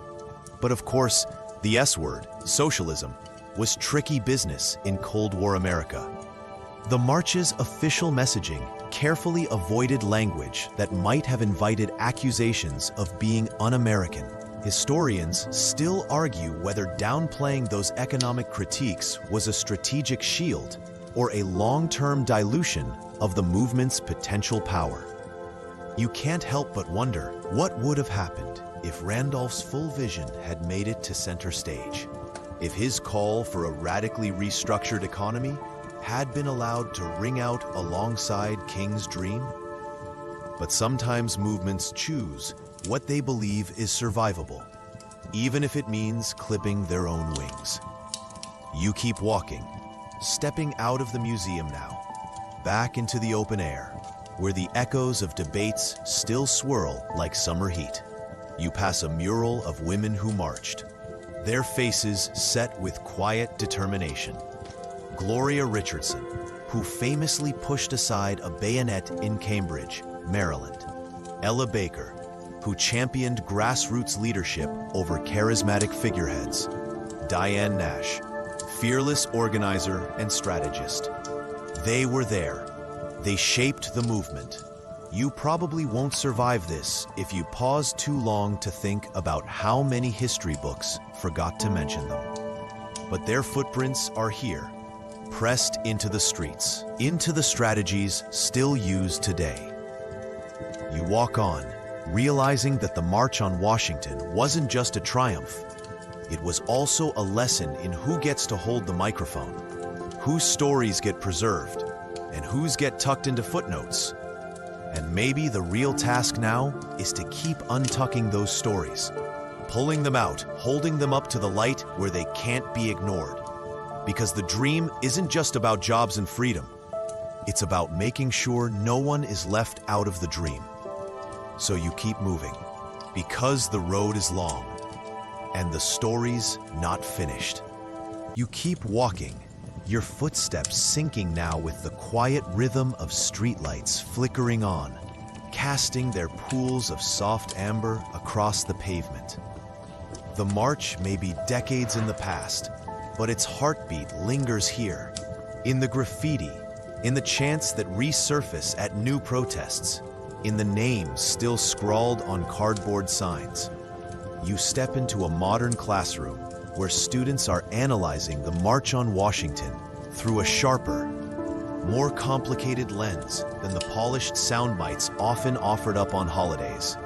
They're not just talking about King, they're talking about John Lewis, that fiery 23-year-old who stood on the Lincoln Memorial steps and dared to write a speech that nearly rattled the whole day off its rails.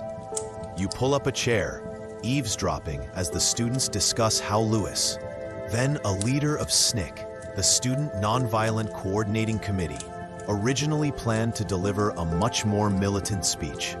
He wanted to call out the Kennedy administration, question whether nonviolence was even working, and ask, which side is the federal government on? You probably won't survive this if you pause to picture the absolute panic this caused among the older organizers. Historians still argue whether forcing Lewis to soften his speech was necessary to keep the march cohesive, or whether it diluted the raw frustration young activists carried. The fact is, John Lewis agreed to revise it. He adjusted the tone, but his original fire, it never went out. You glance at a faded bulletin board where someone has pinned Lewis's later words. Never ever be afraid to make some noise and get in good trouble. The room buzzes with a quiet realization. Good trouble has a lineage, and the March on Washington, beautiful, powerful, meticulously planned, was always about more than what made it into the history books.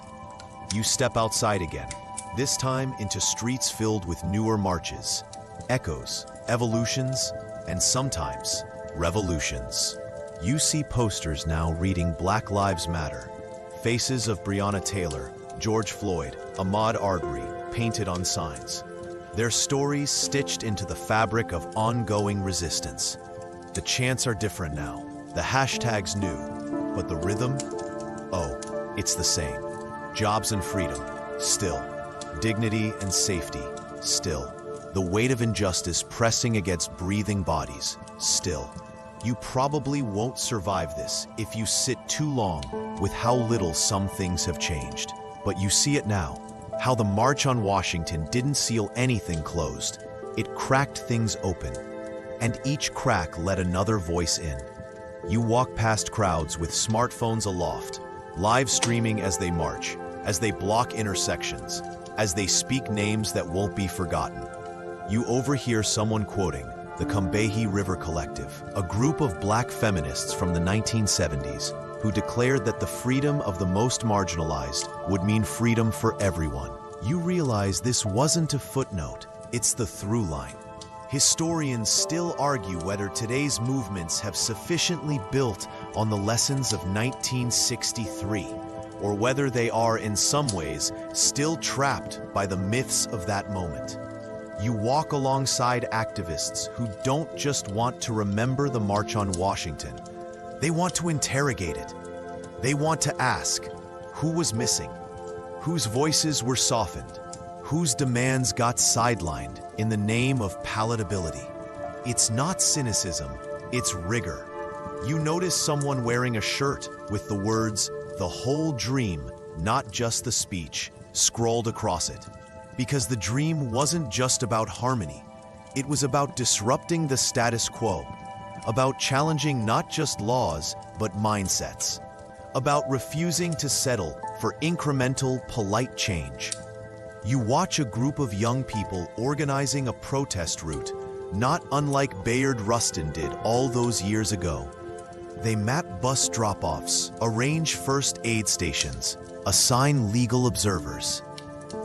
You smile because the toolkit has been passed down, even if some don't realize who first built it. You hear another voice reading from James Baldwin, his words sharp, urgent, timeless. Nothing can be changed until it is faced. You keep walking, past mural walls freshly painted with new names, past candlelit vigils, past debates that feel just as tense as the ones you eavesdropped on in 1963. People still argue about methods. Some push for peaceful demonstration. Others argue for direct confrontation. Some want to focus on voting rights. Others insist that housing, policing, healthcare, all of it is the battleground.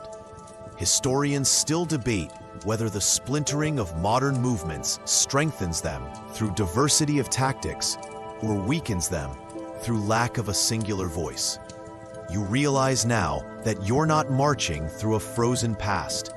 You're moving through a continuum. The March on Washington wasn't a fixed point. It's a pulse that keeps rippling outward. You drift past a family where a child asks their parent why people are marching again. The parent pauses, then says, "Because the dream keeps growing, and so do the fences around it." You remember that crocodile dung sunscreen from Cleopatra's Egypt? Yeah, some barriers are made of myths people hold on to for comfort, not because they're effective. You catch snippets of conversations about how the Voting Rights Act of 1965, one of the most celebrated outcomes linked to the march, was gutted by a Supreme Court decision decades later. You hear activists discussing how that loss reopened the door to voter suppression. You probably won't survive this if you try to pretend that history only moves forward. Sometimes it loops back. Sometimes it stalls. But the people? Oh, they keep moving. You walk past bookstores now, filled with volumes that center queer voices, women's voices, disabled voices, histories that were edited out of the first drafts. You hear about Bayard Rustin finally being posthumously recognized, about schools adding his name to their walls, about his life as a gay black man no longer being whispered about, but spoken aloud with pride. You pass posters that say her name, the movement ensuring that black women, so often marginalized in media coverage, are front and center in the fight against police violence. Historians still argue whether these newer frameworks, intersectionality, abolitionist thinking, are a departure from the original movement or its long-delayed evolution. But you see the thread. You see that the march never stopped. It just changed sneakers. You keep walking, not toward a final victory lap, not toward a neat ending, but toward the next conversation, the next crack, the next chance to widen the dream so no one gets left at the edges. Because even now, in the lull between chants, you can hear it, the steady rhythm of footsteps. Old and new, still pressing forward. And you're steamed. You keep moving, the weight of decades pressing gently on your shoulders now, not as a burden, but as a kind of inheritance. The road beneath you feels familiar, like a worn groove carved by millions of feet before yours. Each step echoes not only through the streets, but through time itself, a soft reminder that this march, this movement, is not a closed chapter, but an unfolding story. You drift through a park where today's activists gather, leaning over clipboards, folding banners, laughing between planning sessions. There's a kind of casual urgency here, the same scrappy energy that Bayard Rustin once brought to parking permits and bus routes. Someone's explaining how digital organizing now makes it possible to gather thousands in minutes, something the 1963 team could only dream about. But someone else adds that digital speed brings digital erasure too. Algorithms can bury movements just as easily as they can build them. Historians still argue whether technology is the ultimate democratizer of protest or another tool that governments can and do use to monitor and control dissent. You watch them discuss tactics, debate slogans, argue over whether the messaging should focus on systemic police reform or economic justice or gender-based violence, or all of it at once.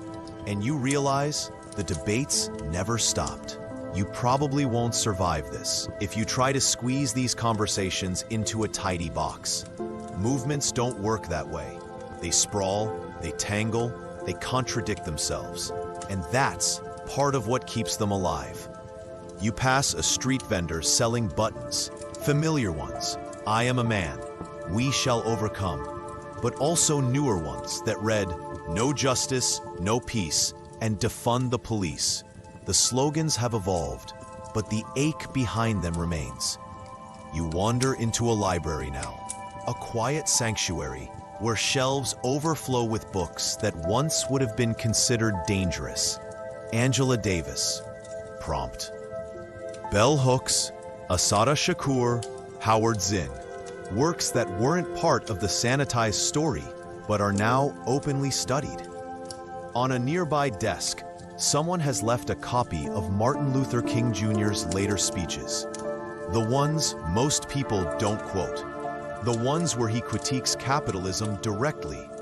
The ones where he calls out the Vietnam War as a grotesque betrayal of American ideals.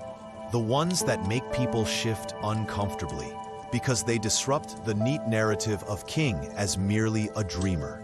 Historians still argue whether King's legacy has been softened on purpose, cherry-picked to make him easier to celebrate without challenging deeper systems. You read a line from one of his final speeches. The problems of racial injustice and economic injustice cannot be solved without a radical redistribution of political and economic power. You probably won't survive this if you cling too tightly to the postcard version of history. You walk past murals now, layered with fresh paint, each generation adding their own faces, their own slogans, their own colors. You hear someone quoting Fred Hampton, the young Black Panther leader who was assassinated at just 21. You can kill a revolutionary, but you can't kill the revolution. That line wraps around your steps like a soft drumbeat. You pass through a community garden where organizers grow food for anyone who needs it. Because sometimes resistance looks like fresh tomatoes and shade trees. You overhear conversations about mutual aid, about building systems of care that don't wait for governments to approve. Historians still debate whether mutual aid is a stopgap for systemic failure or a revolutionary act in itself. But the people here, they don't wait for the answer. They just keep planting. You walk past a protest art workshop where a teenager is spray painting "Protect Trans Lives" onto a banner, while another carefully sketches portraits of Black women whose deaths still demand justice. You pass activists handing out water bottles and phone numbers for legal support. Because some things haven't changed since 1963. Marches still require logistics. They still require backup plans. They still require someone like Bayard Rustin, scribbling in the margins to keep the whole thing standing. You probably won't survive this if you assume the work is ever finished. You see new faces now: Latino organizers, Asian American poets, indigenous water protectors, each weaving their stories into the patchwork of the movement, each pulling on the threads stretched taut by generations before them. And you notice something. The march has never been linear. It loops, it spirals, it picks up new travelers along the way. You drift past a stage where someone's reading from Claudia Rankine's Citizen, a poem that pulses with the ache of being both seen and unseen in your own country. You pass elders who were there in 1963, now sitting beneath shade trees, watching the new generation take the microphone. One of them chuckles and says, "They've got new words, but it's the same fight." You sit for a moment, letting that settle into your bones. Because here's the truth. You are still marching. You are still carrying the baton. The work is unfinished, imperfect, and sometimes infuriating, but it is alive. And maybe that's the most beautiful thing, that the dream is not a fixed monument, but a living, breathing thing that grows every time someone steps forward. Even when it's hard, even when it's messy, especially then. You stand up feeling the soft thud of your own heartbeat, syncing with the quiet rhythm of countless others. You keep walking, not toward a grand finale, not toward a single speech, but toward the next sidewalk, the next protest, the next place where someone will need to hear that their story matters too. And the march continues. Your footsteps slow now, the pulse of the crowd fading into a soft, distant hum. The streetlights blur gently as your pace eases. Your breathing steadies, and the weight of the story you've been walking begins to settle like a warm blanket across your shoulders. The chants quiet into whispers. The signs fold away. The streets grow calm. You can almost hear the shuffle of tired shoes, the low rustle of paper signs being packed into bags, the soft clink of buttons pinned to jackets now heading home. You've walked through years tonight, through sweat and song and unfinished dreams. And though the roads twist and bend, you're not alone on this path. You feel the echoes of those who've marched before you, their stories pressing gently at your back, not demanding, not rushing you, just there, steady and kind, reminding you that you're part of something that stretches far beyond this evening. Let your shoulders soften now. Let your feet grow light. The streets are quiet. The sky is deepening. And there's nothing left to chase tonight. You've heard the voices. You've walked the distances. And now you can rest in the knowing that the story isn't finished. But for now, you've gone far enough. Close your eyes if you like. The march will still be here when you wake. Sweet dreams.